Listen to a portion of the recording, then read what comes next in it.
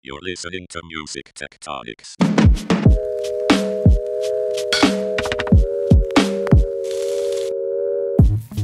Welcome back to Music Tectonics, where we go beneath the surface of music and tech. I'm your host, Dimitri Vitsa. I'm also the founder and CEO of Rock, Paper, Scissors. And it's a very exciting time at Music Tectonics because our conference is coming up soon. We're seeing tons of momentum and tons of excitement, lots of partners jumping in and attendees getting their badges and confirming lots of speakers. And we also have our pre-conference coming up on September 13th. And one of the most exciting parts of Music Tectonics is our Swimming with Narwhals Music Tech Startup Competition, which we have a record-breaking number of amazing podcast listeners and music tech startups who are applying to pitch. And at that pre-conference on the 13th of September, we will have our semifinal. So we'll have a handful of those competitors pitching online as part of that pre-conference.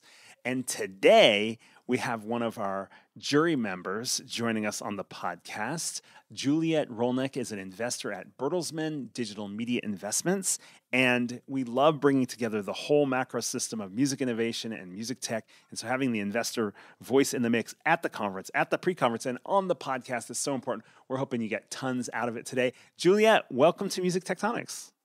Hi, it's so great to be here. I'm so excited to be meeting everyone.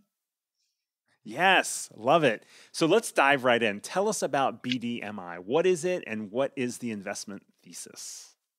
Yes, so BDMI. We are part of a large global media service and education conglomerate called Bertelsmann, which many folks in the US probably haven't heard of, but have definitely interacted with in some way, shape, or form.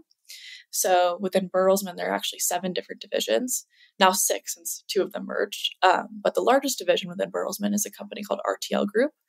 They're a leader in the broadcast content and digital spaces. They own Fremantle, which does content like Price is Right, American Idol, some Netflix shows. There's also Penguin Random House within Bertelsmann. So that's obviously the world's largest consumer book publisher. We have BMG, which many listeners may have heard of, the world's fourth largest music company. They own catalog from Kylie Minogue and the Rolling Stones, many others as well. We also have a company called Arvato Services, which does mostly CRM solutions, IT services, B2B services, broadly speaking. And then we have Bertelsmann Marketing Services and Bertelsmann Investments. And BDMI sits within Bertelsmann Investments. We focus on North America, Europe, and Israel. But then we have partner funds that focus on the rest of the world. So we invest in seed through Series B stage companies. We'll write checks anywhere from $100K to up to $10 million. For our seed checks, we never lead, but we're happy to lead down the road for A's and B's. And we are financially driven. So we operate similar to an institutional fund in the sense that our incentives are aligned with our founders. We're compensated on a carry structure. Although being part of Bertelsmann, we of course love to be strategically helpful in making the right intros, et cetera. And then in terms of the sector areas that we look at, we love next-gen media. Music tech obviously falls within that realm. We also love enterprise software, fintech, and we've done a bunch of, AI Web3 stuff. So new frontier technologies, I'd say. Wow, you are in a fun spot there. And I think you kind of covered this. That was a lot right there in the intro, but I think you kind of covered it. But are there other ways in which BDMA differs from other VCs that our field, the music innovation field, might be following? For sure. So from my experience, I find that many players in the music tech VC space are very strategic. So they're looking for investments that can activate their catalog, maybe help with artist marketing. There's some sort of strategic role that they're playing. And while we, of course, vet a lot of our startups through BMG and like to make those relevant introductions, we're strictly financial. So we underwrite to things like TAM, total addressable market, other metrics that could give a VC-style return. We look to invest in companies that would be a 10x or could return our fund. So that's sort of the primary way in which we differ, I say. Well, that's interesting. So even though there's all these connections to media, music and beyond, and there's these sister companies that are directly involved, you're saying you're purely investment. Exactly. And we are purely investment, except we do feel like, you kind of have to win the right to invest and win the right to play in the space. And the way in which we've done that is just, having relationships with the folks within the media industry, being part of Bertelsmann. Oh, wow. I like that. Yeah. So what are some examples of investments that you guys have made that our music tech audience should know about? Yeah, so we have 4 primary music-related companies in our portfolio. So the first one we have is Rap Chat, which people may have heard of, consumer app that helps fans produce rap music, make beats, etc. They've raised from Sony Music and some other funds. We also have Forte They actually Lessons. they came out to Music Tectonics Oh, no last way. year. Yeah, exactly. That's Yeah. sweet. That's awesome. Sorry, what was the next one? Another one is a company called Forte Lessons. So they're actually a bespoke video conferencing technology for music lessons. So they're helping people find music teachers online. A lot of the teachers are actually Grammy certified, top tier music lessons. And, the video conferencing technology is actually fit for music lessons. So folks are able to read music on screen. There's hand views, audio is optimized for specific instruments, etc. So we have that one. And then we have Nice. Vest, which is, you may have heard of as well, based in LA. They help fans invest in music royalties. Then we also did more recently a company called Jukebox, which is doing something similar in the fractionalized royalty investing space. And it's founded by a former Warner executive, Scott Cohen. He also founded the Orchard. I know he's on your podcast actually as well. Yeah, we had a great interview with Scott. That's awesome. Yeah, so we're really excited about that one. They're launching in mid-September, so that'll be good. Nice. Well, there's 4 companies right there that are right directly in the music tectonics kind of space. So great to hear about that. So Juliette, what about you? How did you get into venture capital? It's actually funny, and people don't believe me when I say this, but I've actually always wanted to, since freshman year of college, to work in music tech investing. And oh my gosh, yeah, that's amazing. It's extremely niche, but I've been wanting to do that for some time. You can find me saying this in an interview online, actually, from college. So I'm not making this up. I feel like we need like a carnival bell ringing there. Maybe we'll edit that in. Like ding ding ding, we've got a winner. This is a Music Tectonics winner. Somebody who is supposed to be on this podcast because they've been talking about this from their youth and continue to pursue the career. So that's amazing. That's so cool. So you dreamed about it from the beginning. So what were the steps to get here? Yeah, so I can back up and say like why this initially interested me. I grew up with music being a huge part of my life. I've played classical violin since I was 4. I'd always just wanted to work in the music industry, but then found, my courses in college super interesting, related to business, and kind of started to obsessively watch Shark Tank, as silly as it sounds. And I was like, is there a way to merge these two interests? And kind of started reading about some of the labels launching new funds and innovation teams, and realized that this was a career path, albeit a niche one. And so, yeah, that's how I got there. I love it. I love it so much. I've always been a fan of the hybrid career where you think about two unrelated interests. Maybe one's a skill and one's an interest, or one's a passion and one's a different hobby. And you figure out, well, how do you put them together? And it just sounds like you've been training for this for quite a while, which is super awesome. Very cool. So should we dive back into talking about the investment side of the business? Totally. Happy to. Yeah, I'm curious, when you're reviewing an investment pitch in music, entertainment, media, what types of companies or specialties interest you most right now? Thinking with your VC hat on, like what gets you excited? Yeah, so let me just start by saying that, a bit about the music and entertainment industry, and like acknowledge that many institutional venture funds are not excited about the music industry. I think given I've noticed. Given market size. So, as folks know, the U.S. recorded music industry is like $25 billion, could be over $110 billion once we factor in live entertainment and publishing, et cetera. But in comparison, if you look at the U.S. financial services and healthcare sectors, these are like $3 trillion plus industries. And so you kind of have to believe that there really is opportunity for market growth within the sector to be excited about, music. And a lot of folks aren't, in the sense that like they view music as a commodity, which it could be. They also view the space as highly saturated. Anyone who wants to listen to music probably already does. Streaming subscriber growth rates have been, they increase, when you go beyond the US, but it's a pretty saturated market overall. So you sort of have to, if you believe that the market's increasing, you sort of have to believe that consumers are willing to and actually want to pay more for the music that they're consuming. And that somehow the product offering can get better.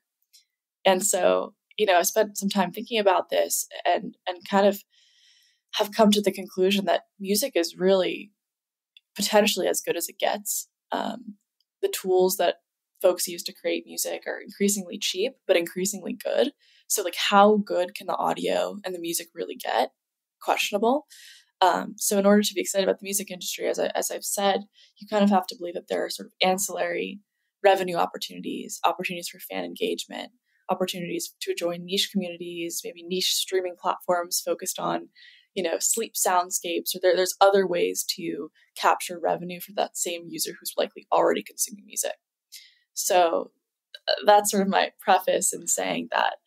Yeah. Wow. I mean, you just said a lot right there that I think is very sobering. And I have not heard any other VC be so direct about it as it relates to music and music tech. I've heard a lot of VCs say, we don't invest in music or we don't invest in music tech. But now you've just given us the answer why. You've kind of like pulled the curtain back and just been like, sorry, guys, look at what you're comparing it to. Which doesn't make me any less excited about music innovation or music tech, but it definitely makes me think, wow, our startup friends definitely have a special kind of road to walk for music tech and looking for investment. Totally. But what I'd say is like the most successful startups, however, like do believe and really support this thesis that the TAM of the music industry can grow, which I do and my colleagues do and everyone who would invest in the sector does. So super bullish on the market growth to come within the music industry. Got it. So as a result, is there more to this types of companies and specialties that interest you these days? Yes. So, going off of this idea of like what can actually provide additional revenues to the music industry, obviously, given all of the hype, we've been spending some time in Gen AI. So for artists and fans, and specifically not at the idea phase, mostly focused on assisting, past creativity, execution, that's really interesting to us. How can we help the artist actually execute faster, execute better, so that they can spend more time creating? So that's very exciting. We believe that artists are willing to pay for this, which will obviously overall increase the music market. Within Gen AI as well, we've been looking at a lot of companies that are focused in security layering. So I think like ethical AI, helping artists like opt in or opt out of using some of their IP in publicly trained models so that they can get properly compensated for the work that comes out of them. So those are, two subsectors within AI that we're looking at.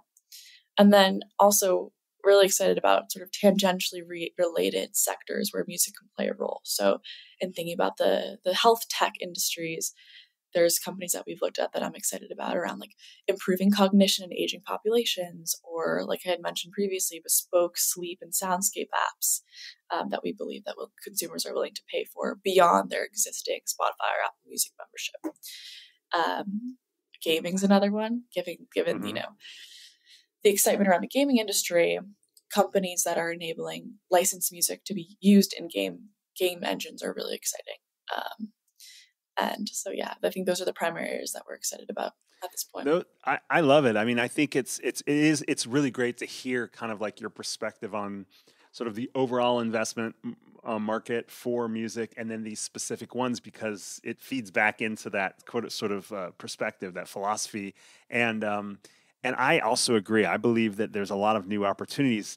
Music feels to me like it was disrupted sooner than a lot of other industries, even other media forms. And as a result, it kind of had its problems earlier and longer, and we're now starting to get out of some of the challenge that were there around licensing, for example, or peer sharing and social sharing of music and all that kind of thing, all those kinds of things. It's not totally easy now. It's not like obviously all fixed, but we've gone through enough rounds of it that it feels like there's now the chance to take whatever's succeeded in the traditional music industry and start to apply it to these other verticals, like you're talking about, like healthcare, well-being, meditation, aging. I love that one. That's a great one. Gaming, and some of the other things. So that's super interesting. I mean, Totally. I'm sure it's a blast for you doing this. Like us as a my PR company, we feel like we get to dive into a lot of different things, really understand the business models. Like you, I'm very interested in both music and business, and so it's Hmm. really fun to sort of like try on these different hats and do problem solving, and also help people along the way towards doing really cool, creative, and innovative things in music. But I'm curious, what's your favorite thing about your job? Yeah, I mean, so many things. I'm happy to say that I love my job, Yeah. but I guess my favorite part of it is just to be able to meet awesome people who are excited about making the world better and making it maybe more efficient, more fun, especially as it relates to the entertainment sector. Um, and then beyond that, I actually particularly like meeting music tech founders, given their inherent passion about the industry. No one would, chooses to work in the music industry if they're not truly passionate about music. So the passion that I get from having conversations with new folks all the time is always exciting. Yeah, awesome. All right, we have to take a quick break, and when we come back, I'd love to ask you about the Swimming with Narwhals pitch competition. We'll be right back. Are you ready for Music Tectonics pre-conference event, The Shock Before the Quake? It's happening online September 13th from 9 a.m. to 12 p.m. Pacific. That's 12 to 3 p.m. Eastern or 5 to 8 p.m. UK. Mark Mulligan of Media Research will kick us off talking about the deep trends shaping music and innovation. If you've ever seen him present, you know Mark's going to bring an incredible slide deck full of data and insights powered by Media Research. Then, get a first look at where the most cutting-edge new ideas are bubbling up. Hear pitches from the semifinalists in our Swimming with Narwhals startup competition, and the feedback from the jury, including Juliette Rolnik, the VC investor at BDMI, and Tracy Maddox, the Chief Commercial Officer of Downtown Music. And they'll stick around for a Q&A with the audience. Now, how can you be a part of this event? Get a ticket for the Music Tectonics conference at musictectonics.com.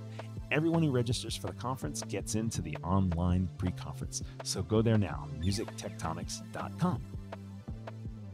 Okay, we are back. And Juliette, I'm curious, what aspect of the Swimming with Narwhals pitch competition interests you most? I don't know if you can say too much since you're a jury member, but we like to connect everybody with their passions and with each other to understand, kind of like what you were saying before the break about enjoying hearing about hearing from the music tech startup founders, their passion and so forth. But what interests you most about participating in this competition?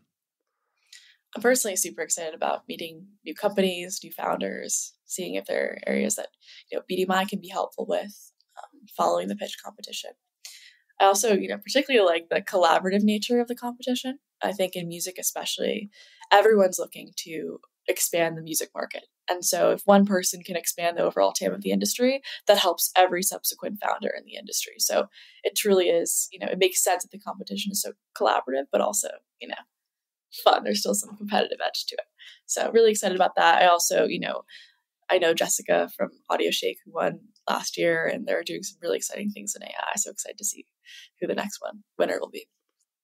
Yeah, it's been fun to see who comes out each year. Each of the winners has been amazing, and actually, a lot of the semifinalists and finalists, we continue to see their growth, and watching their trajectory is super awesome. And it's funny, as you're talking, I'm remembering you mentioned that Shark Tank when you were growing up was the thing that really caught your imagination, and we specifically named this competition "Swimming in Narwhals" because we didn't want it to have that kind of sharky vibe, and you mentioned this collaborative aspect. It really is it's kind of a friendly competition in a way. I mean, the stakes are not super high, but we have seen some great springboarding coming out of it as well. But I love that connection between us all, learning a lot about investment through Shark Tank, and now you get to swim with narwhals. They're not exactly unicorns, but they're pretty unique. So Yeah, they're close. they could be unicorns. Yeah, exactly. Yeah. Awesome. So what tips do you have for any like first time music innovation startup founders as it relates to pitching investors? This may be for some folks who are at our competition, but also in general, even if folks aren't in this competition or they don't make it to the semifinal, I'm sure it'd be helpful for them to hear what your tips are. For sure.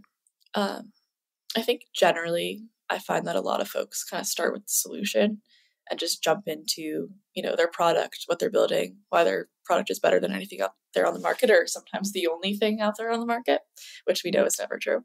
But I think, one of my primary recommendations would be to start with the problem, especially when pitching non-music industry investors.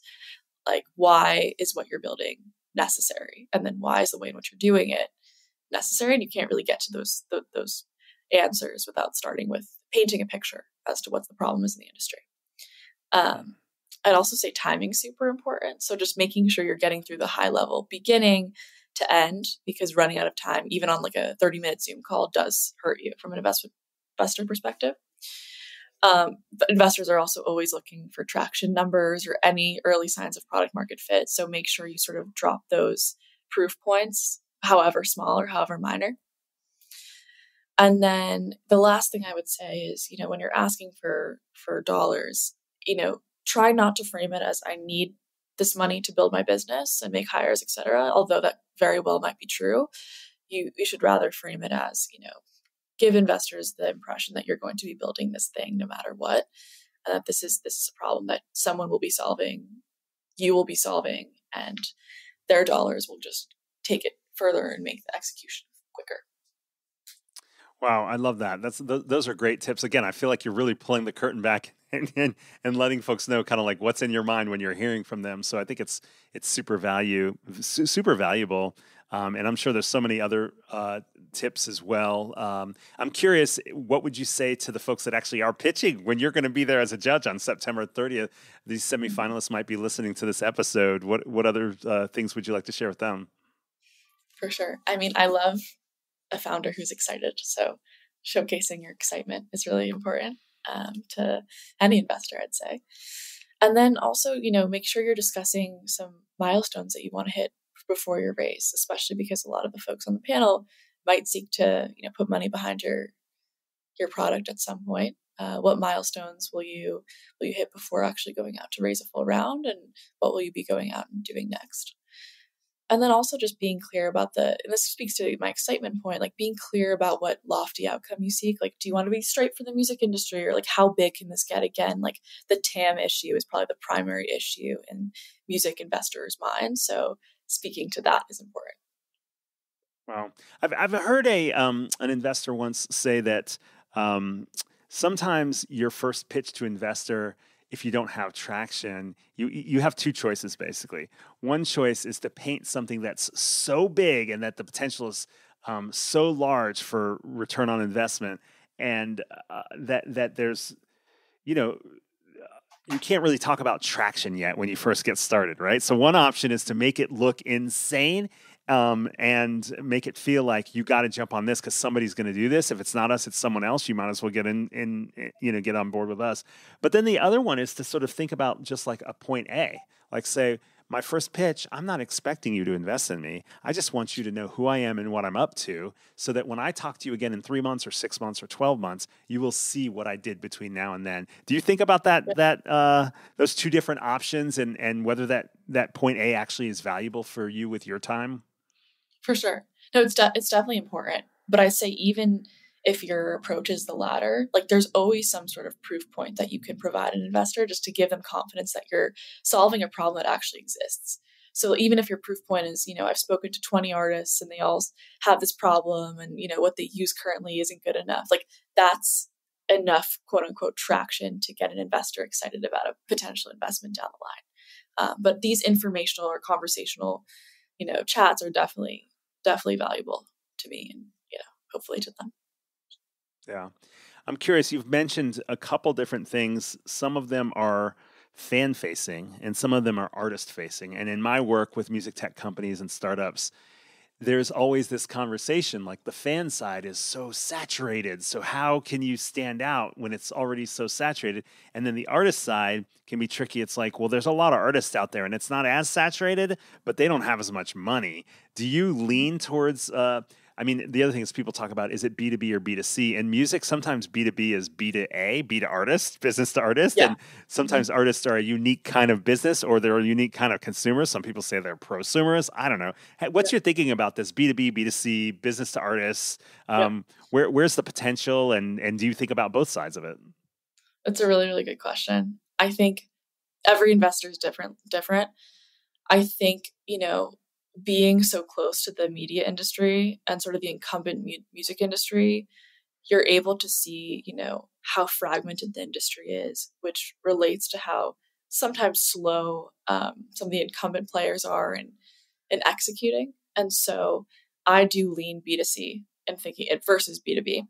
I also lean B2A, but like B2CA, like consumer artist. So aspirational artists, because these folks actually do spend more on tools, on production tools. They're willing to try new things more readily. So I think the best approach in my view is like, how do we convert the fan to a potential bedroom producer, potential semi-artist? How do we get them more engaged in their fandom? And that could be by like, enabling them to sort of be in that in-between consumer artist phase. Yeah, cool. Wait, it's interesting as you're talking. It makes me curious about and you probably can't give everything away, but what are your where do you go to track this information? There's so much of this is unknown. So much of this is not spoken about publicly. Where are the best places to track things like what you're talking about? Like spending and sort of yeah, exactly. Data? Yeah. I think your keynote speaker, I think from a media research, right? Oh, yeah. Mark Mulligan spoke at our first conference, and he'll be at our pre-conference in September. Yeah, he's great. So love those research reports. Absolutely. Research, traction data, VCs look at PitchBook data, traction data, Crunchbase stuff. There's a bit of a lag there for sure. But moreover, it's just having these conversational, these more casual conversations with potential founders or artists even, or folks at labels. I think we're pretty close with a lot of the label innovation funds. So we're able to kind of get multi-viewpoints to help us build these theses. So Yeah. Makes a lot of sense. Awesome. All right, we're going to take one more quick break, and we've got maybe one or two more questions for you. We'll be right back. The news cycle of the music industry and innovation in particular is accelerating at such a fast pace, it can be hard to keep up. That's why I launched Rock Paper Scanner, a free newsletter you can get in your inbox every Friday morning. Check out bit.ly/RP Scanner. That's bit.ly/RP Scanner. I scan hundreds of outlets for you, from the music trades to the tech blogs, from the music gear mags to lifestyle outlets, so that you don't have to. I handpick everything music tech, including industry revenue numbers, AI, cool new user tools, the live music and recording landscapes, partnerships and acquisitions, and everything else a Music Tectonics podcast listener would want to know. Open a browser right now and punch in bit.ly/RP Scanner to sign up right now. Go ahead, hit pause and go to bit.ly/RP Scanner, or find the episode's blog post on musictectonics.com and find that link. Happy scanning, but for now, happy listening. Okay, we're back. Juliette, I want to ask you, we've talked a lot of different things here, packed it in the last 25 minutes, but I want to give you one more chance to talk about kind of what innovations are emerging in music that interest you most, maybe personally as well. You've talked about some of the investment areas, but I'm just curious, are there any other areas we should touch upon before we part ways for today? Yeah, so personally, I'm really interested in the intersection of wellness tech and music tech. So any tools that are helping you live and think and overall actually increase efficiency in someone's personal life through music is super valuable. I actually have this vision, and no one's executed on this yet, but if you're building in the space and you're listening to this, please reach out. Yes. Is there a world in which your Oura Ring and, a startup that would ingest data from your messaging and your Outlook calendar and all of that would be able to say, hey, this is the type of thing you need to hear right now to set you up for success today. And these are the sorts of messages you should be sending. These are the sorts of interactions you should be having. This is what you should be eating. But moreover, this is what you should be listening to enable you to be, your best self that day. So that's sort of where I want the market to be going. Oh, I love it. And actually, with the smart speakers and stuff, it doesn't have to tell you. It can just start playing at you. Let's go. Exactly. 100%. As long as you trust all these devices to send you in the right direction. Yeah. Trust it makes me think privacy is the bottleneck there. But oh, that's true. Yeah. Well, of course, the recommendations would allow for it too, where you get to choose, not just have it play, and all of a sudden you realize, wait, I feel different as a result of this music that's playing or these lyrics. For sure. There's definitely choice. We'll have at the conference, Lyric Find will be there, and they do a lot of interesting stuff with lyric data and how you can kind of capture information about songs and then use it in these kind of ways as well. So I could see them in the mix for the kind of thing that you're suggesting there. I love that one. Did you have another one? And any other ones we should talk about before we go? I think, and I mentioned this briefly, the security layers for LLMs and other models in the AI space is really interesting. Just preventing, artists' hard work from being copied and enabling them to be compensated via AI. So how do we ensure that AI is actually helping versus hurting the artist? I'm pretty excited about that. And that's actually happening today. So less far out in the future, I'd say. Yeah, I agree. Totally. Well, this has been super fun. I feel like you've shared so much knowledge in such a short period. And the cool thing is, podcast listeners, if you have questions for Juliette, she's going to be part of the Q&A after our Swimming with Narwhals pitch competition online September 13th, 2023. I guess I better say that. This is going to be online for many, many years. But that's our pre-conference. You need to get a badge at musictectonics.com and you can be a part of that. You can have fun with me and Juliette and our other judges and speakers, Mark Mulligan from MIDI Research, as we listen to some very passionate music tech startups, finalists pitching us for the Swimming with Narwhals competition. But you got to have a badge to do it. But Juliette, I'm so excited you're going to be there with us to listen, to support these startups and egg them along, ask them hard questions, and push them down the road to the next level of the competition. So thanks for jumping in on the podcast, Juliette. Thanks so much. Excited to see you again soon. Sounds good. Thanks for listening to Music Tectonics. If you like what you hear, please subscribe on your favorite podcast app. We have new episodes for you every week. Did you know we do free monthly online events that you, our lovely podcast listeners, can join? Find out more at musictectonics.com. And while you're there, look for the latest about our annual conference and sign up for our newsletter to get updates. Everything we do explores the seismic shifts that shake up music and technology, the way the Earth's tectonic plates cause quakes and make mountains.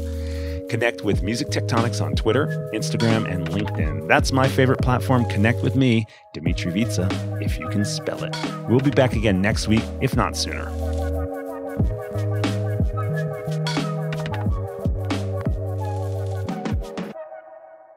You're listening to Music Tectonics.